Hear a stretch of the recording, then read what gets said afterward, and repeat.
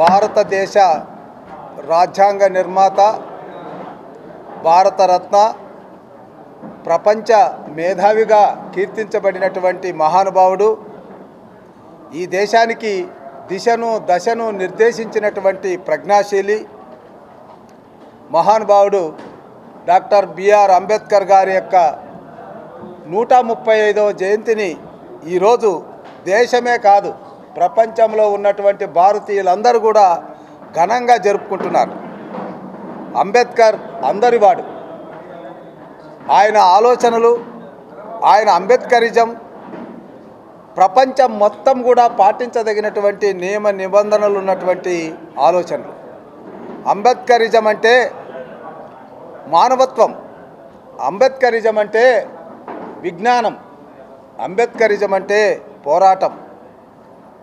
ఈ 3 అంశాలు కూడా ఆయన పాటించి ప్రపంచ మేధావిగా గుర్తించబడి తన చదివినటువంటి విజ్ఞానాన్ని ఈ దేశానికి శాశ్వతమైనటువంటి ప్రయోజనాన్ని ఇవ్వాలి అన్నటువంటి ఆలోచనతో రాజ్యాంగాన్ని అద్భుతంగా రచించారు.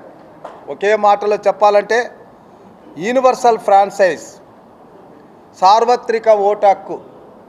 సార్వత్రిక ఓటు హక్కు 18 సంవత్సరాలు నిండిన ప్రతి ఒక్కరికి ఓటు హక్కు కల్పించినటువంటి మహానుభావుడు అంబేద్కర్ గారు. అలా కాకుండా కేవలం డబ్బున్న వాళ్ళకో లేదా కొన్ని వర్గాలకో లేదా చదువుకున్నటువంటి వారికో అని గాన కండిషన్స్ పెట్టి ఉంటే 140 కోట్ల పైబడినటువంటి ఈ జనాభా, పీడిత అణగారినటువంటి వర్గాలు 50% పైగా ఉన్నటువంటి ఈ దేశంలో ఉన్నటువంటి ప్రజలు మానవులుగా గుర్తించబడేవారా? ఇది మనం అందరూ ప్రశ్నించుకోవాలి. కాబట్టే ఈరోజు అంబేద్కర్ గారు రాజ్యాంగాన్ని నమ్మినటువంటి ప్రతి ఒక్కరికి ఆయన దేవుడు.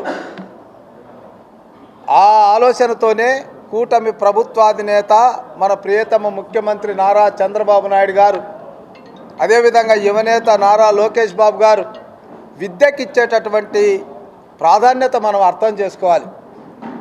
యువనేత నారా లోకేష్ బాబు గారు విద్యా వ్యవస్థలో అనేక సంస్కరణలు, అందరికీ కూడా ఉచిత విద్య, నాణ్యమైన విద్య లభించాలన్నది ఆయన ఆలోచన అయితే, చంద్రబాబు నాయుడు గారు ఇంకొక మెట్టు విదేశీ విద్యను కూడా సార్వత్రికం చేశారు, అందరికీ అందుబాటులోకి తెచ్చారు.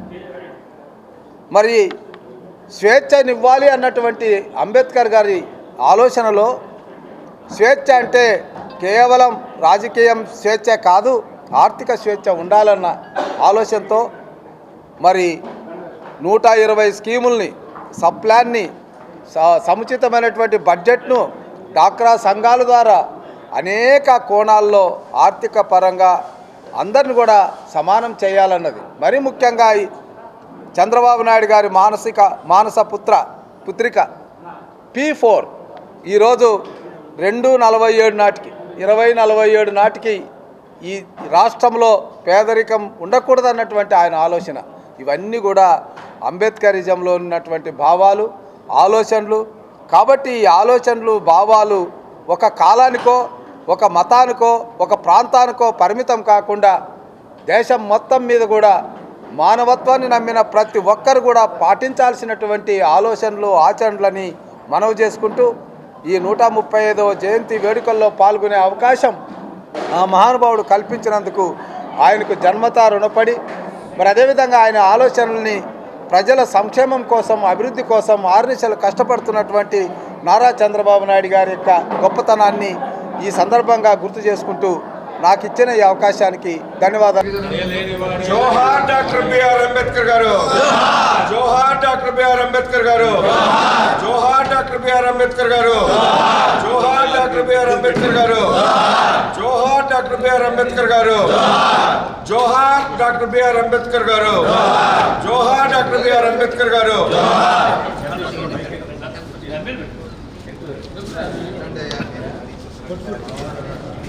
Sino? Sino? Satish? ఇది నిలబడలేదు. జోహార్ డాక్టర్ బిఆర్ అంబేద్కర్.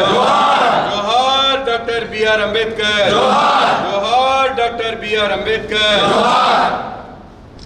జోహార్ ఎన్టీఆర్ జోహార్ ఎన్టీఆర్ వర్ధిల్లాలి తెలుగుదేశం పార్టీ నారా చంద్రబాబు నాయుడు గారి నాయకత్వం నారా లోకేష్ బాబు గారి నాయకత్వం